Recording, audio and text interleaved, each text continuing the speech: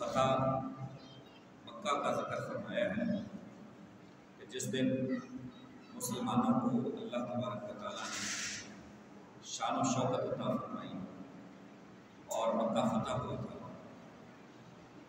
اس سے پہلے نبوت کے 13ویں سال آپ صلی اللہ علیہ وسلم کو جب کفار و مشرکین نے پریشان کیا اور طرح طرح کی اذیتوں سے دوچار کیا، آپ صلی اللہ علیہ وسلم نے اللہ کے حکم سے مکہ سے مدینہ ہجرت فرمائی، اور جب آپ ہجرت فرما کے جا رہے تھے تو آپ صلی اللہ علیہ وسلم نے کعبہ کو مخاطب کر کے فرمایا کہ اے مکہ، اے کعبہ، تو مجھے اپنی جان سے بھی زیادہ عزیز ہے۔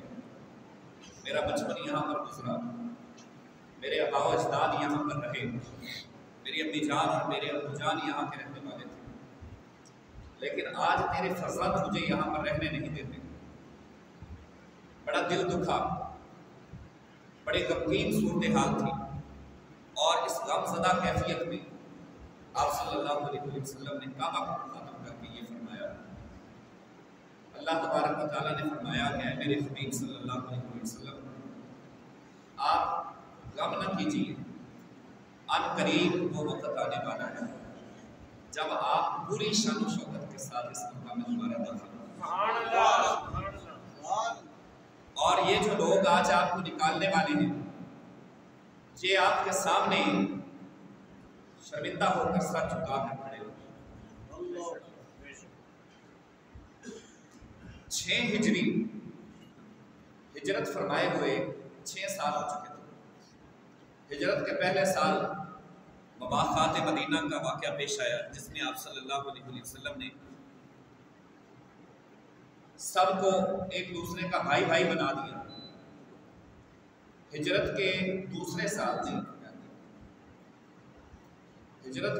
سال بدر کا واقعہ پیش آیا،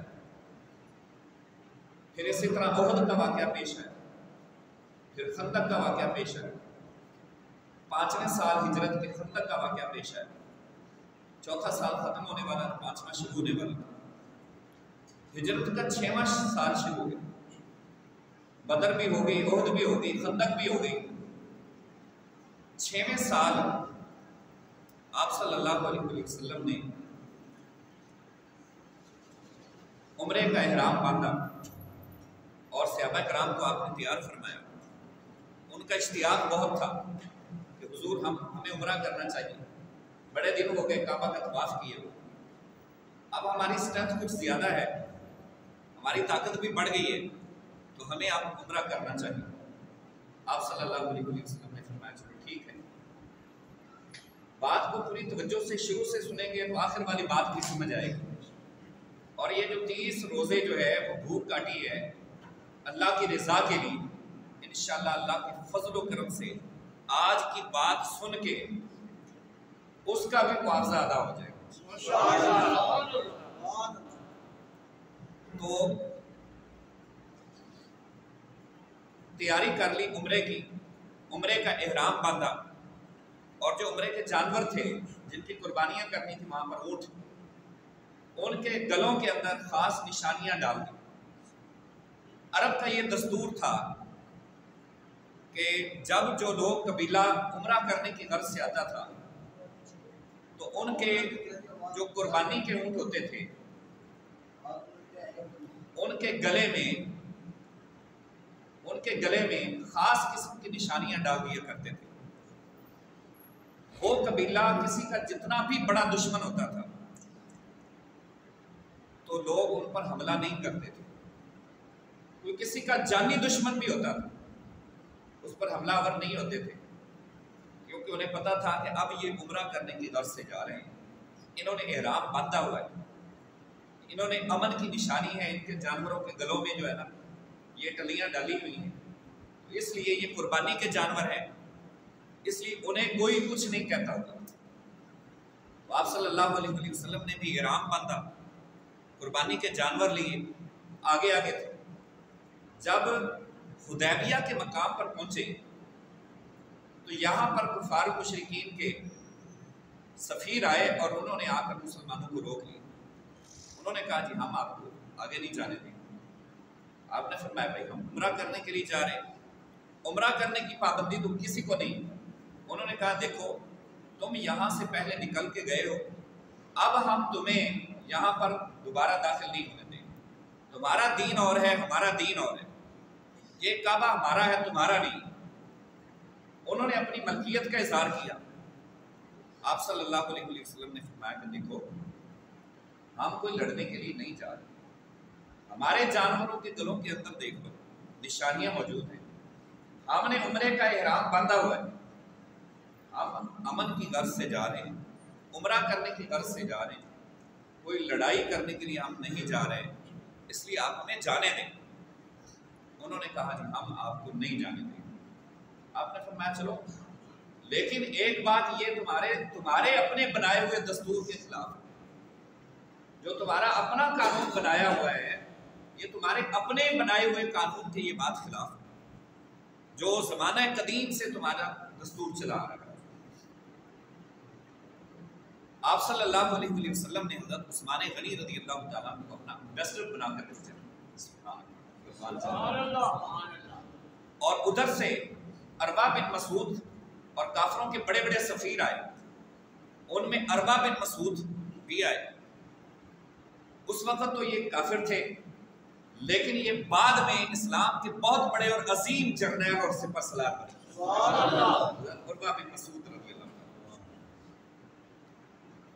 یہ ادھر سے ایمبیسڈر بن کے آئے کافروں کے, اور حضور صلی اللہ علیہ وسلم کے جو سفیر تھے وہ حضرت عثمان غنی رضی اللہ عنہ. اب انہوں نے اپنے اپنے رواج آ کر واپس اپنی قوم کو دیے. دونوں کے رواج سن لیجیے. حضرت عثمان غنی رضی اللہ تعالیٰ عنہ حسن و جمال کا پیکر تھے, سر سے لے کر پاؤں تک شرم و حیا کا پیکر تھے. آپ صلی اللہ علیہ وسلم نے فرمایا کہ میری امت میں سب سے بڑے حیا کے مالک وہ حضرت عثمان غنی رضی اللہ عنہ. زمانے کا جو ظالم انسان, بدبخت انسان حضرت عثمان غنی کا حیا نہیں کرتا, اس سے بڑا بے حیا اور کون ہو سکتا ہے؟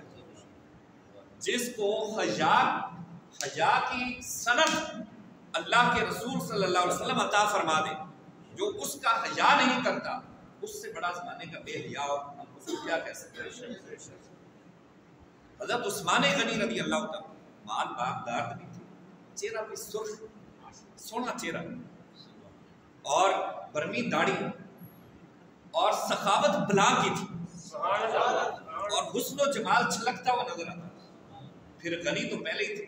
حضور صلی اللہ علیہ وسلم نے جب حضرت رقیہ رضی اللہ تعالیٰ عنہ حضرت عثمان کے نکاح میں دی, حضرت رقیہ رضی اللہ تعالیٰ عنہ جب واپس آئی تو آپ صلی اللہ علیہ وسلم نے پوچھا کہ بیٹی عثمان کو کیسا پایا, عثمان کو کیسا پایا؟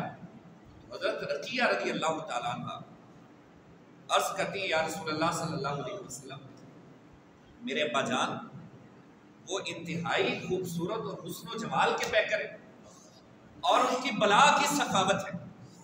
ہر روز وہ صدقہ و خیرات جب تک نہیں کر لیتے اس سے پہلے وہ سوتے نہیں, اور اخلاق ان کا بہت اچھا ہے.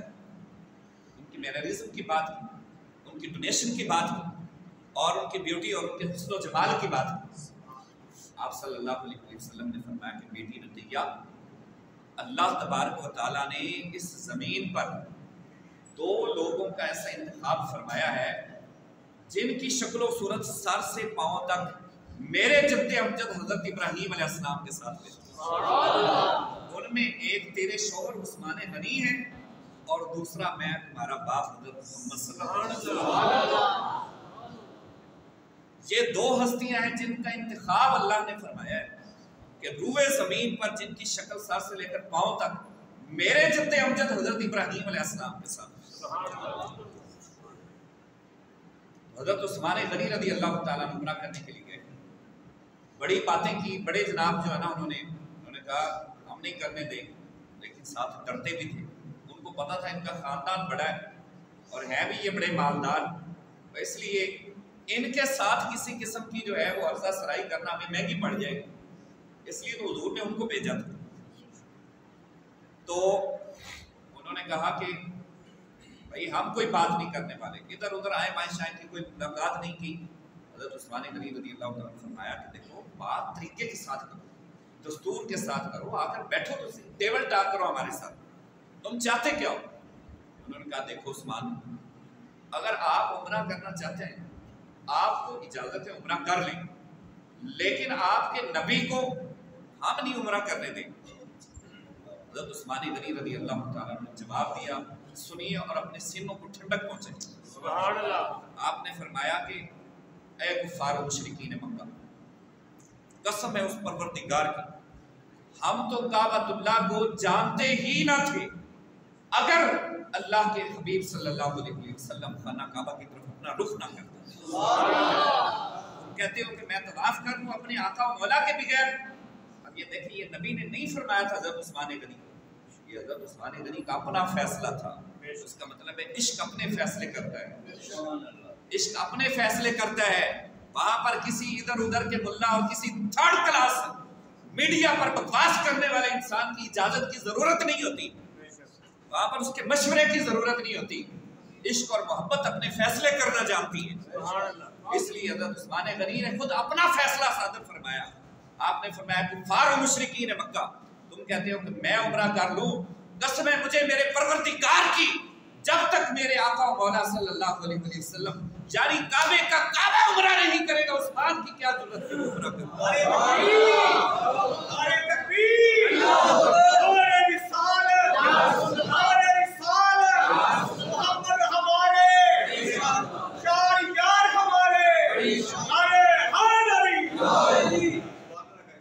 ادھر سے حضرت عروہ بن مسعود بعد میں اسلام لے آئے تھے، اس لیے حضرت قائم ہے۔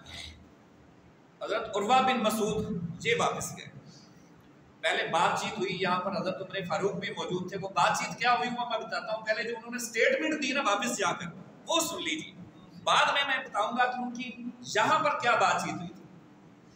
وہ کافروں کے پاس گئے، اپنے سرداروں کے پاس، ابو جہل عتبہ شیبہ جو ہے ان کے پاس گئے، اور جا کر اس نے جو سٹیٹمنٹ دی وہ یہ تھی، انہوں نے کہا بتاؤ کتنے لوگ ہیں، کیا کرنا چاہتے ہیں، اور ان کی کیا کنڈیشن ہے، کیا ان کے حالات ہیں، سرکمسٹانسز ہیں، اور ان کی سچویشن کیا ہے۔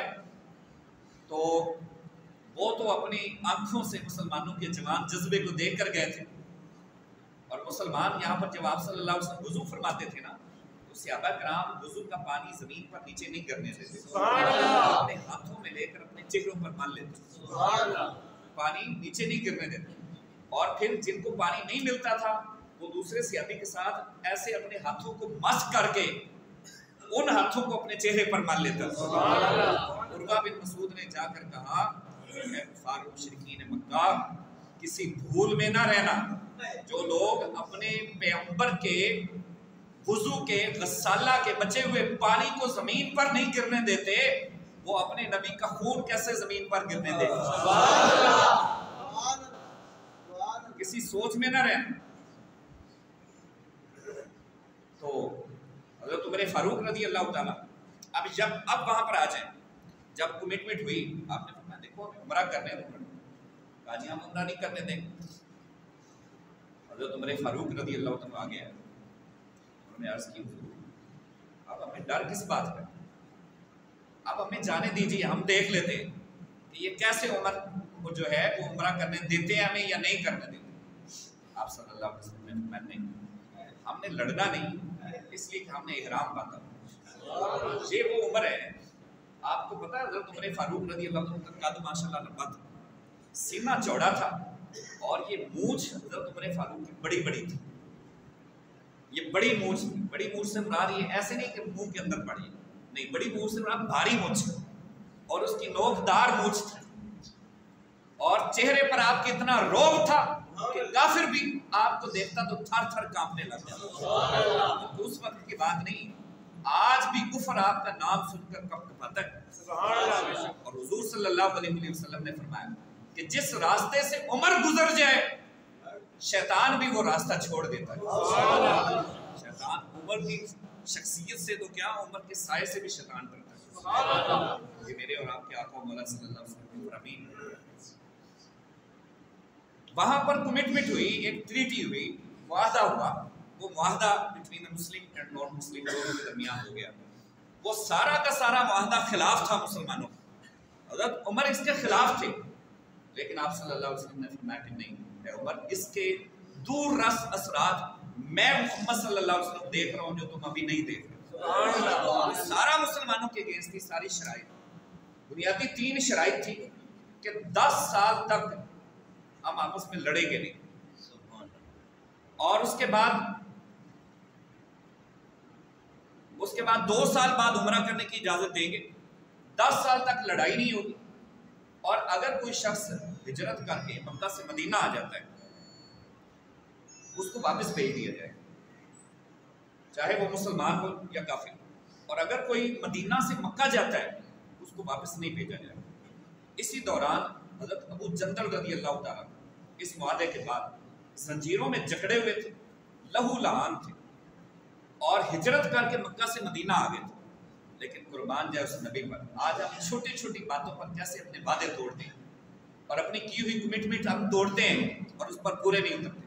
لیکن میرے آقا و مولا صلی اللہ علیہ وسلم کی امانت اور وعدے کی پاسداری پر قربان جائے، آپ صلی اللہ علیہ وسلم نے اسی طرح زنجیروں میں جکڑا ہوا حضرت ابو جندل رضی اللہ عنہ کو واپس بھیج دیا. آپ نے فرمایا نہیں، ہمارا معاہدہ ہوا کہ اگر کوئی وہاں سے شخص آئے گا ہم اس کو واپس بھیج دیں گے. یہ وہ اثرات تھے کہ جب یہود و نصارہ نے اور دوسری قوموں نے دیکھے کہ یہ جو اتنے اپنے وعدے کے پکے ہیں تو یہ کوئی عام بندہ نہیں، یہ واقعی اللہ دا نبی. بہت زیادہ لوگ پھر دائرہ اسلام میں داخل ہوئے مسلمانوں کی ان اخلاقیات کو دیکھ کر اور مسلمانوں کے وعدہ وفائی کو دیکھ کر. یہ ایک ایسا کام ہے وعدہ وفائی جس کو دیکھ کر لوگ آپ کے نقش قدم پر چلتے ہیں اور دائرہ اسلام میں داخل ہوتے ہیں. لیکن آج مسلمان کس طرح وعدہ خلافی میں جو ہے وہ تاپڑ توڑ کوششیں کر رہے ہیں، اور کس طرح جو عبادت نام ہی رہ گیا وعدہ. بہرحال بات آگے بڑھاتے ہیں. آپ صلی اللہ علیہ وسلم کا ان کے ساتھ یہ وعدہ ہوا، اور یہ 3 شرائط پر وعدہ ہو گیا جی 10 سال. اور ارد گرد کے جو رہنے والے قبیلے تھے آپ نے فرمایا ان کو اختیار ہے، وہ چاہے تو مسلمانوں کے ساتھ مل جائیں چاہے تو کافروں کے ساتھ مل جائیں.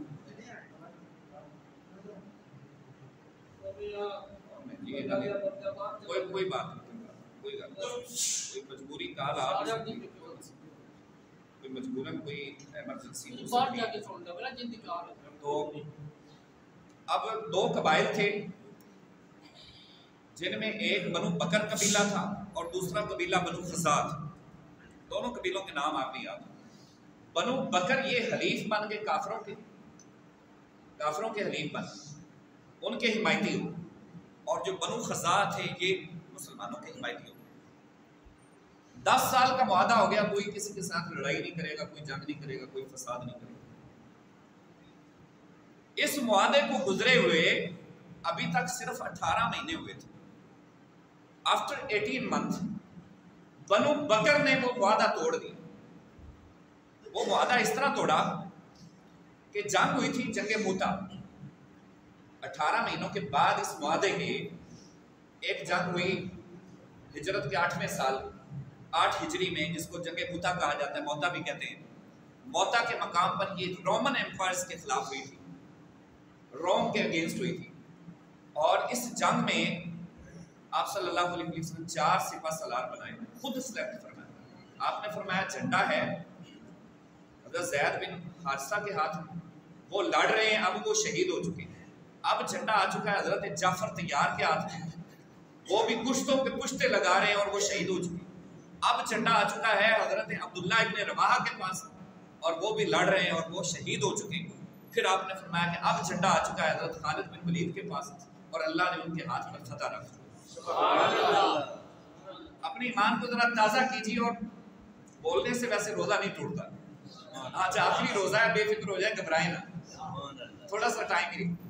تو آپ صلی اللہ علیہ وسلم یہاں پر نشاندہی کر رہے ہیں مدینہ پاک میں بیٹھ کر، اور جنگ ہو رہی موتا کے مقام پر، اور رومن فوج کے خلاف ہو رہی.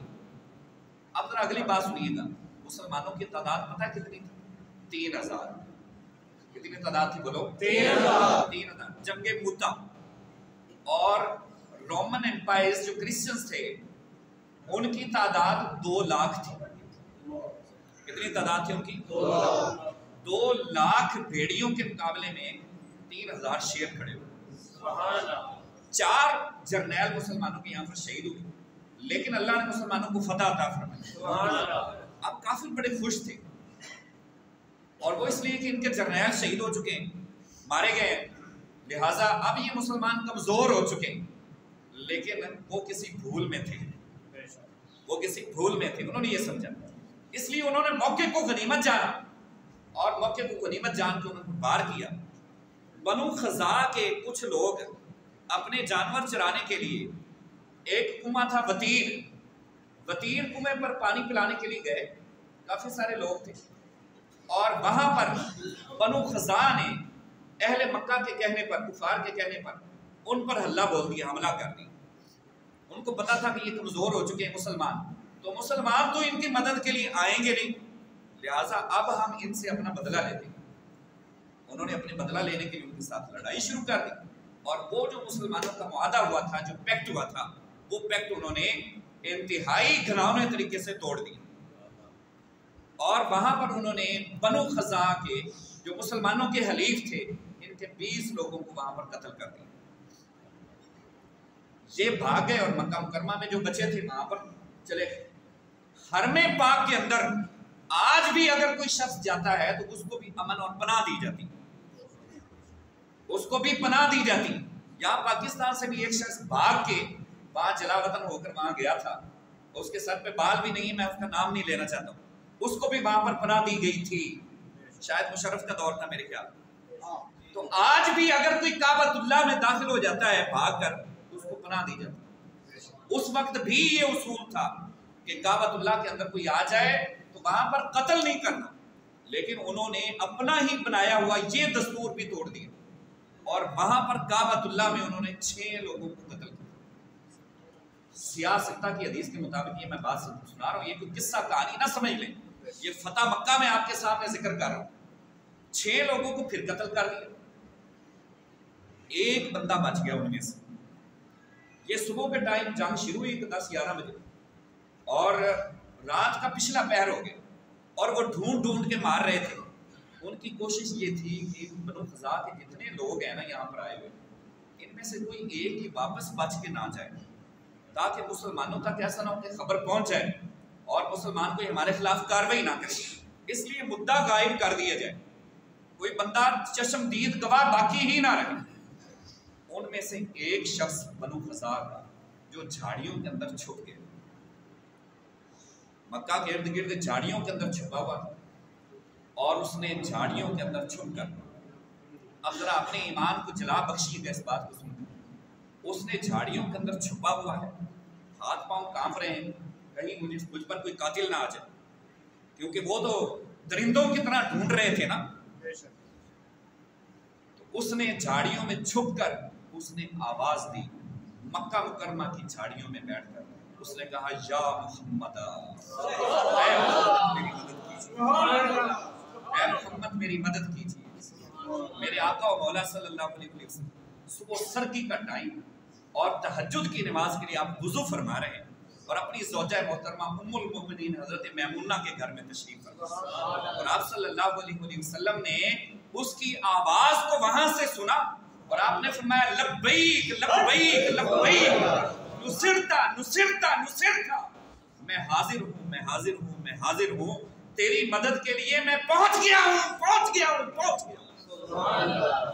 हज़रत मैमूना आई दौड़कर, हुजूर यहाँ पर बंदा कोई नहीं, रात का पिछला पहर है, आप किसको फरमा रहे हैं?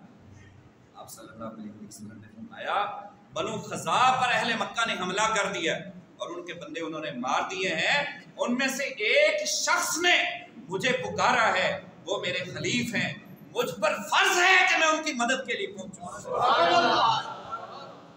यहाँ पर अल्लाह हज़रत ने इसका तर्जमा किया है, अल्लाह हज़रत शाह अहमद रज़ा खान बरेलवी, लोग पता नहीं क्यों नहीं बात को समझते, उन्होंने इस हदीस का तर्जमा किया है, दूर नजदीक के सुनने वाले वो कान काद लाले करामत पे लाखों सलाम। अभी तक बनु खज़ा के लोग मुसलमान नहीं हुए थे, अभी तक कुफर की हालत में थे, और अगर कुफर की हालत में जिनके साथ मुआहदा हुआ है वो अगर मेरे और आपके आका मौला सल्लल्लाहु अलैहि वसल्लम को परेशानी की कैफियत में आवाज दे और मेरे और आपके आका मौला उसकी आवाज को सुनकर उसकी मदद के लिए पहुंचते हैं, और मेरे हुजूर का उम्मती अगर अपने आका को पुकारे तो उसकी मदद के लिए क्यों नहीं पहुंचता? नारे तकबीर, अल्लाहू अकबर, नारे रिसालत, नारे हैदरी, बोलो अहले सुन्नत जिंदाबाद। फरियाद उम्मती जो करे हाले जार में, मुमकिन नहीं कि खैरुल बशर को खबर ना। आप सल्लल्लाहु अलैहि वसल्लम ऐलान फरमा रहे, मैं तैयारी करो, सहाबा किराम तैयारी कर रहे हैं।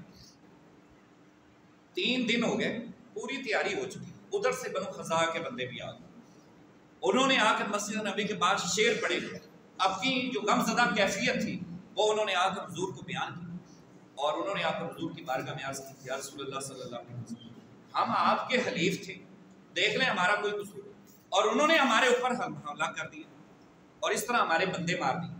आप सल्लल्लाहु अलैहि वसल्लम ने फरमाया, जब मैं तुम्हारा हलीफ हूँ तो तुम्हें परेशान होने की जरूरत नहीं है, मैं मोहम्मद सल्लल्लाहु अलैहि वसल्लम जरूर तुम्हारी मदद करूँगा, और पुकारा भी मदद के लिए, मैं तुम्हारी मदद करूँगा।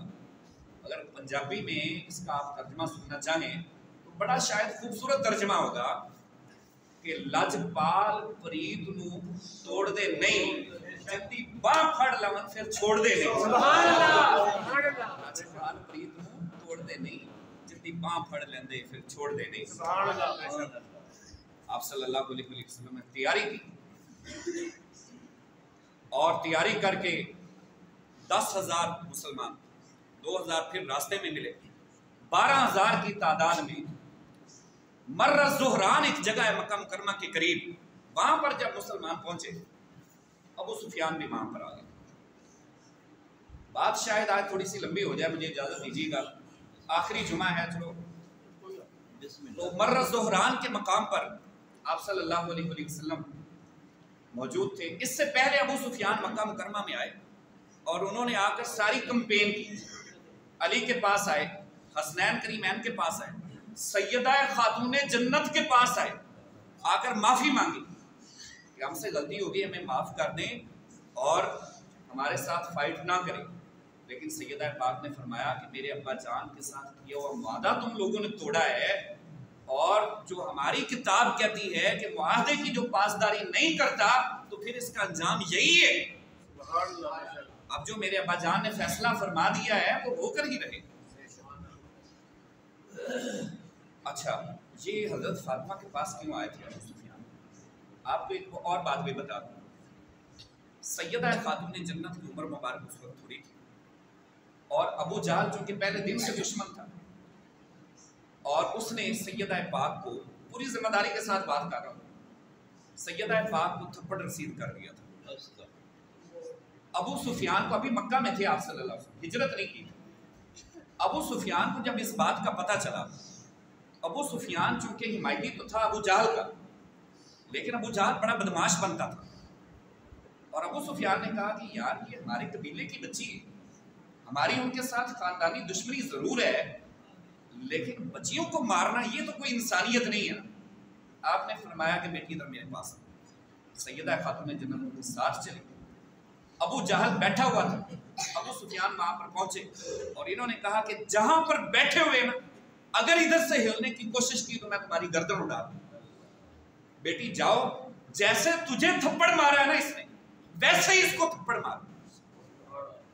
तो सैयदा पाक ने उसको थप्पड़ रसीद किया वैसे ही जैसे उसने मारा था। तो फतह मक्का के मौका पर हजरत अबू सुफियान को अगर ईमान की दौलत नसीब हुई है तो वो इस वजह से हुई है कि उन्होंने सैयदा पाक का दिफा किया था। ये बात नहीं लोग बताते हुए, उनके पेट में दर्द होता है ये बात बताते वक्त, ये बात बताते वक्त दर्द होता है, कहते हैं उन्होंने डर कर कलमा पढ़ा था, वो भी मैं बात बता देता हूँ। मर्रा ज़ुहरान के मकाम पर पहुंचे, यहाँ पर अबू सुफियान आ गया और हजरत अब्बास के साथ उसकी मुलाकात हुई। آپ صلی اللہ علیہ وسلم نے فرمایا کہ جتنا لشکر ہے، اب 12,000 کا لشکر، اور ان کو حکم دے دیا جائے کہ تم آگ جلاؤ اپنی اپنی، اور ہر کوئی اپنی اپنی آگ لا کے بیٹھا ہوئے، 12,000 کا لشکر وہ دور تک آگ ہی آگ نظر آ رہی، اور اتنا خوف زدہ ہوا، اتنا روب بیٹھا، حضرت عباس سے آ کر کہنے لگا ابو سفیان کہ تمہارے بھتیجے کی سلطنت اتنی وسیع ہو گئی؟ تو حضرت عباس نے فرمایا کہ یہ سلطنت نہیں ہے، یہ میرے بھتیجے کی نبوت کا اثر، میرے بھتیجے کی نبوت کا اثر۔ اچھا، یہ بولنے سے روزہ نہیں ٹوٹتا، یہ میری بات یاد ہے۔ اگر آپ بولیں گے نا میں بار بار نہیں کہتا، روزے کچھ نہیں ہوتا، اور کھلنا جو ہے وہ مغرب کے ٹائم ہی، اپنی مرضی کوشش کر لیں، اس سے پہلے نہیں کھل سکتے۔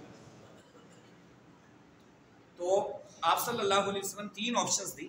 اب دیکھیے اسلام کا حسن دیکھیں، آپ نے فرمایا جو بندے مارے بنو خزاع کی، یا تو ان کی دیت دے دو۔ اب ایک بندے کی دیت 100 اونٹ، اور 20 لوگوں کا انہوں نے قتل کیا، ان کی دیت کا آپ اندازہ لگا لیجیے، 2000 اونٹ بنتے۔ انہوں نے کہا جی اتنے ہم کہاں سے دیں، ہم تو کنگال ہو جائیں گے۔ آپ نے فرمایا پھر ایسا کرو کہ جو وعدہ ہوا ہے اس سے تم دستبردار ہو جاؤ، ہم جانے، ہمارے بنو خزاع جانے اور بنو بکر جانے، ہم ان سے انتقامی کارروائی کر لیتے۔ انہوں نے کہا یہ بھی ہم نہیں ہونے دیں گے۔ آپ نے فرمایا پھر تکڑے ہو جاؤ، تکڑے ہو جاؤ۔ اب وہ ابو سفیان آ کر حضرت عباس سے کہنے لگا کہ بتاؤ ہمیں حل بتاؤ، کیا کیا جائے ایسی حالت۔ حضرت عباس نے فرمایا کہ ایک ہی حل ہے، یا تو دستبردار ہو جاؤ اور تکڑے ہو جاؤ، جنگ کے لیے تیار ہو جاؤ، اور اگر مجھ سے پوچھو نا کہ تم اگر کلمہ پڑھ لو نا اور رب معاف کر دیتا ہے تو یہ وہ نبی ہے جس کی صفت کے اندر شامل ہے کہ یہ معاف کرنے والا۔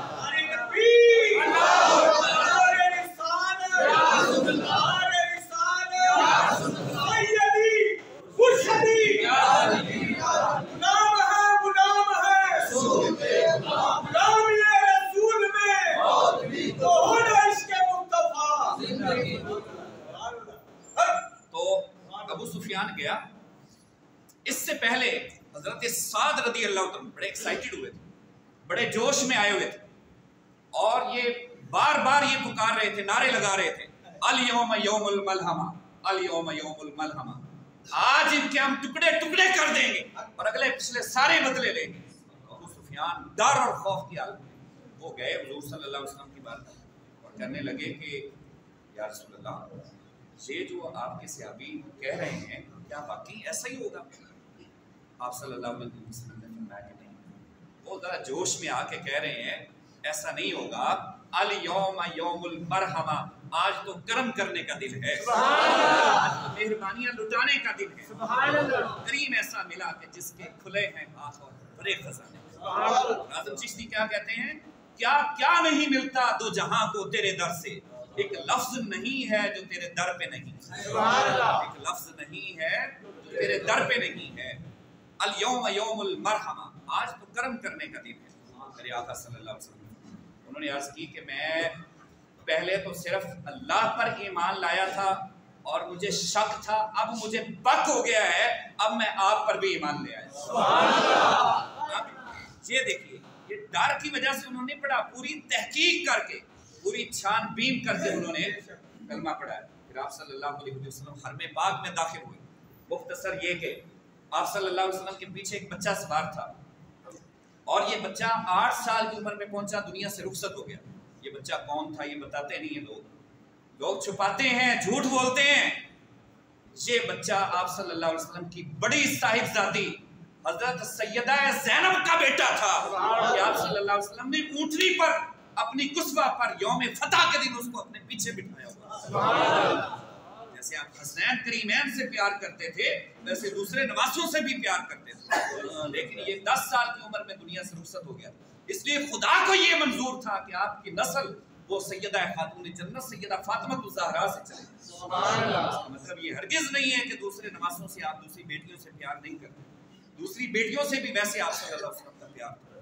تو یہ حضرت زینب کے بیٹے تھے، اور آپ صلی اللہ علیہ وسلم نے 3 آپشنز دی۔ आपने फरमाया आज का दिन बताओ मुझसे क्या तवक्को रखते हो ऐ कुफार मुशरिकीन मक्का। उन्होंने कहा या करीम व इब्न करीम, आप खुद भी कर्म करने वाले हैं, आपके बाप भी कर्म करने वाले हैं, हमें उम्मीद है कि आज हमें माफ कर देंगे।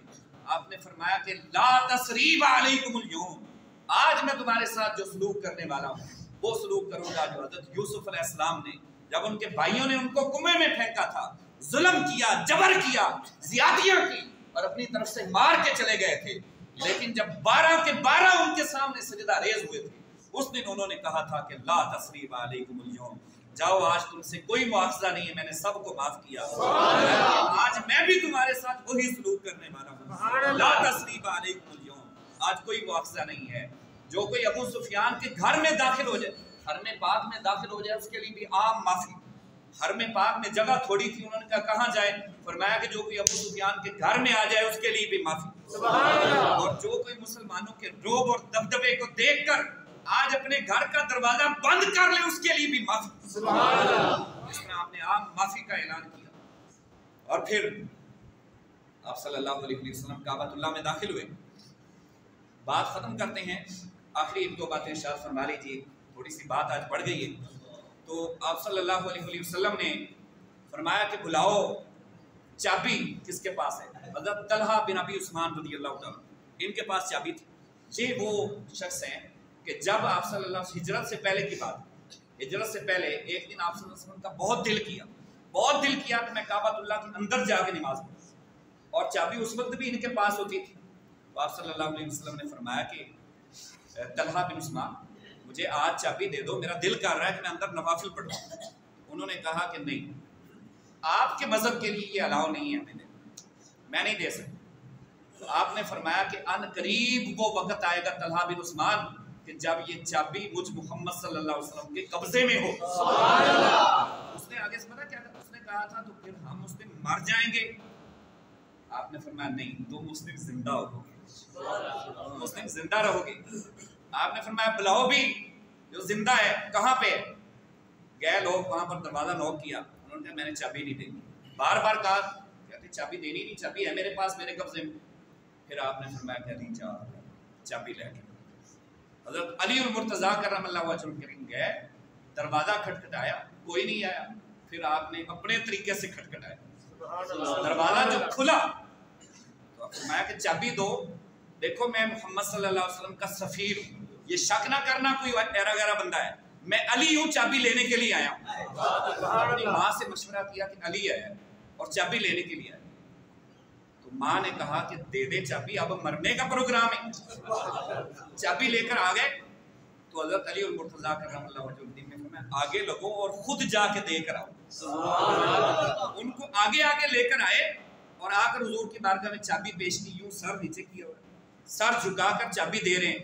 आप सल्लल्लाहु अलैहि वसल्लम ने फरमाया हम आज तुम्हें शर्मिंदा करने के लिए नहीं है। ताला खोला आप सल्लल्लाहु अलैहि वसल्लम, आपने फरमाया आज का दिन हम चाबी उस शख्स के हाथ में देंगे जिसको मैं मोहम्मद सल्लल्लाहु अलैहि वसल्लम चाहूंगा। आज चाबी देखो मेरे हाथ में। आपने वही बात उनको याद करवाई, आज चाबी मेरे हाथ में। अब हर कोई उम्मीदवार था कि मुझे चाबी मिले। हज़रत अब्बास रज़ियल्लाहु ताला आपके चचा थे सही, हुजूर क्या हमें मिल सकती है।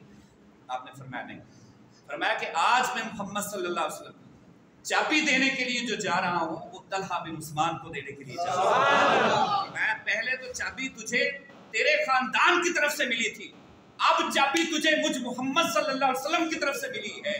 तलहा तेरी नस्लें भी खत्म हो जाएंगी, क़यामत तक के लिए अब चाबी इस खानदान से कोई नहीं ले सकता।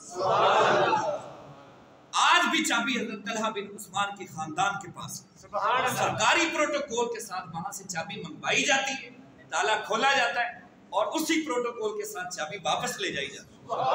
क़यामत तक के लिए उस खानदान, ये मेरे और आपके आका मौला सल्लल्लाहु अलैहि वसल्लम का इख्तियार है कि जिस पर हुजूर ने मोहर लगा दी है, दुनिया की कोई ताकत, बड़ी बड़ी हुकूमतें आई, उनसे चाबी आज तक कोई नहीं छीन सकता। इससे बड़ा जिंदा मौजज़ा और क्या देखना है। तो आप सल्लल्लाहु अलैहि वसल्लम काबा के अंदर दाखिल हुए, छोटे छोटे जो बुत थे नीचे नीचे लगे हुए, आपने छड़ी के साथ गिरा, हज़रत अली को बुलाया, फरमाया कि अली मेरे कंधों पर चढ़ो। उन्होंने अर्ज़ की हुजूर आप मेरे कंधों पर चढ़िए। आपने फरमाया कि अली तू नबूवत का बोझ नहीं उठा सकता, तुम मेरे कंधों पर आओ। कंधों पर चढ़े, ऊपर वाले बुत जब गिरा दिए सारे, तो आपने फरमाया कि अली बताओ क्या महसूस किया? अर्ज करने लगे हुजूर अगर आप हुक्म दें तो अर्श के पाए को पकड़ लूं। अर्श के पाए को पकड़ लूं। आप सल्लल्लाहु अलैहि वसल्लम मुस्कुरा दिए, और जब उतरे नीचे तो हजरत अली ने ये महसूस नहीं किया कि मैं बैठ कर उतरूं, वहीं से नीचे छलांग लगा दी और नीचे आकर मुस्कुराने लगे। फरमाया कि अली क्यों हंस रहे हो? अर्ज कर लगे हुजूर अर्श से छलांग लगाई और हुआ भी कुछ नहीं।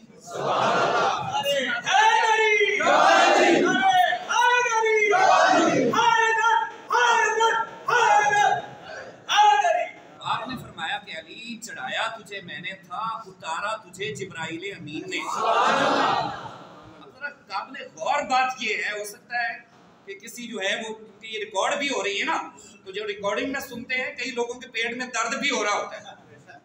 जो हुजूर के कंधों पर चढ़े, जहां पर खुदा ने मोहरे नबुवत लगा दी है, उसकी अगर ये शान है कि वो अर्श के पाए को छू लेता है, तो जिनके कंधों पर शबे हिजरत खुद मोहम्मद मुस्तफा चढ़े, उनका क्या मकाम?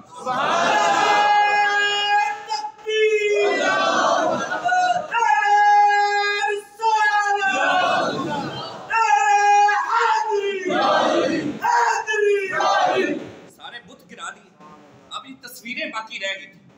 आप सल्लल्लाहु अलैहि वसल्लम ने तस्वीरों को मिटाने के लिए हज़रत उमर फारूक को बुलाया। आपने फरमाया इसलिए कि ये गलाजत जो है, ये गंद जो है, इस गंद और गलाजत को खत्म करने वाला सिर्फ उमर फारूक।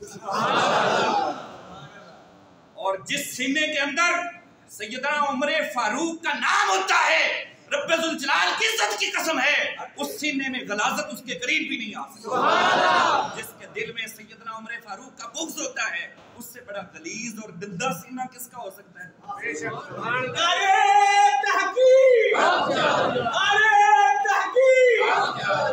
उन लोगों की जो है वो हकीकत को समझे ही नहीं अब तक, कि जिनसे शैतान डरता है और उनके साए से डरता है। फिर आप सल्लल्लाहु अलैहि वसल्लम ने हज़रत बिलाल हबशी को फरमाया कि बिलाल आज काबा की छत पर चढ़ो। जो सबसे ज्यादा सजाएं जिसने झेली हैं मुझ मोहम्मद सल्लल्लाहु अलैहि वसल्लम की खातिर, लोगों आज देखो जमाना वो दिन देख रहा है कि आज मोहम्मद सल्लल्लाहु अलैहि वसल्लम उसको कितनी बड़ी इज्जत देते हैं। इज्जत उसको मिलती है जो अपने आका और मौला की खातिर हर वक्त तन मन धन कुर्बान करने के लिए तैयार रहता है। ठीक है, वो फिर मालिक उसको इज्जत भी देते हैं, जिनकी डोर अपने मालिक के हाथ में। पर मैं आज काबे की छत पर चढ़ो। काबे की छत पर तो चढ़े और अर्ज करने लगे हुजूर पहले मस्जिद नबी में मैं अजान दिया करता था और मेरा मुंह किबला शरीफ की तरफ होता था। आज आप मुझे ये एहसास बख्श रहे हैं, मेरे आका मैं मुंह किस तरफ करूं? फरमाया कि बिलाल तुम मुंह मुझ काबा की तरफ कर लो। तुम्हारा नारे तकबीर, नारे रिसालत, नारे हैदरी, उलमा अहले सुन्नत जिंदाबाद। तो अब आपने सबको आम माफी का ऐलान कर, आखिरी बात सुन, लेकिन इससे अगली बात लोग नहीं बताते। 12 लोग थे जिसमें 2 औरतें थी, उनका नाम लेकर आपने फरमाया कि ये लोग जहां भी मिल जाएं इनको वास्ले जहन्नम कर दिया जाए। उनमें से एक इब्ने खतल था। ये वो लोग थे जो डायरेक्ट रसूलुल्लाह सल्लल्लाहु अलैहि वसल्लम को माज़ला अब्यूज़ करते थे, बुरा भला कहते थे, गालियां निकालते थे। बाकी सबको माफी होगी, कांटे बिछाने वालों को माफी होगी, ओजड़ियां फेंकने वालों को माफी होगी, आकर मैदान जंग में लड़ने वालों को माफी होगी। लेकिन जो नबी की शान में बकवास करने वाले थे, उनका नाम लेकर मेरे आका सल्लल्लाहु अलैहि वसल्लम ने फरमाया इब्ने खतल जाकर काबा के अंदर छुप गया था, उसकी दीवार गिलाफ के साथ लिपट गया था। आपने फरमाया उसको वास्ले जहन्नम कर दो, जो मेरा गुस्ताख है उसको तो काबा भी पनाह नहीं देते। आज अगर अदालतों की तौहीन की जाए, आज अगर ऑफिसर्स की तौहीन की जाए, आज अगर सिपा सलारों की तौहीन की जाए, उनको बहुत बुरा लगता है, उन पर केसेस बना दिए जाते हैं। और मेरे आका और मौला सल्लल्लाहु अलैहि वसल्लम की इज्जत और हुर्मत का दिफा किसने करना है? वो भी हम मुसलमानों ने करना है।